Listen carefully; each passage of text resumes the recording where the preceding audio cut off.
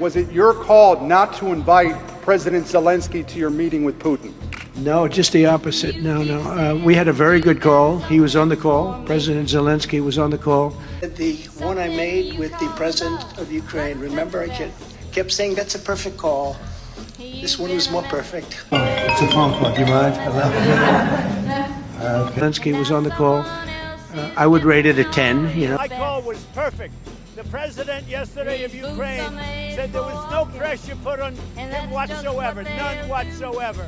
And he said it loud and clear for the press. It was always going to be, I was going to meet with President Putin, and then after that, I'm going to call the leaders and President Zelensky. I'm going to call President Zelensky, and then I'll call, probably in that order, the leaders.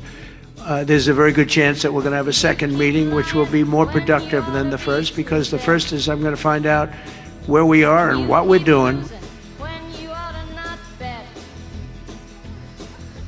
You keep saying it when you ought to be a-changing. Now what's right is right, but you ain't been right yet. I would say the second meeting, if the first one goes okay, we'll have a quick second one. I would like to do it almost immediately, and we'll have a quick second meeting between President Putin and President Zelensky and myself, if they'd like to have me there. And that would be a meeting where maybe it could be absolutely work. But the first meeting will not work that out. Certain great things can be gained in the first. It's going to be a very important meeting, but it's setting the table.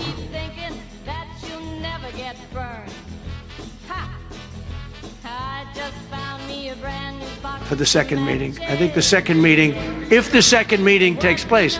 Now, there may be no second meeting, because if I feel that it's not appropriate to have it because I didn't get the answers that we have to have, then we're not going to have a second meeting.